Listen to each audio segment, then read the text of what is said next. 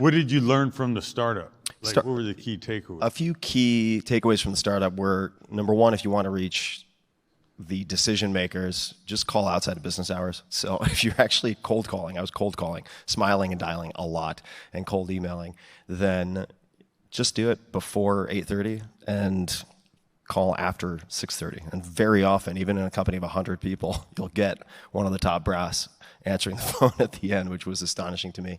Next, I would say, if you're going to talk to technical people, and I was not technical, but if you're going to talk to, say, VPs of engineering and CTOs, do your homework. And I ended up being really, really successful as a salesperson, not because I studied sales per se, but because I actually took the time to try to understand what RAID was, what all the bits and pieces were that made up the hardware, what use cases would lead to them using Solaris versus something else, and being able to guess correctly what their setup was without them telling me anything, which opened the door to more involved conversations.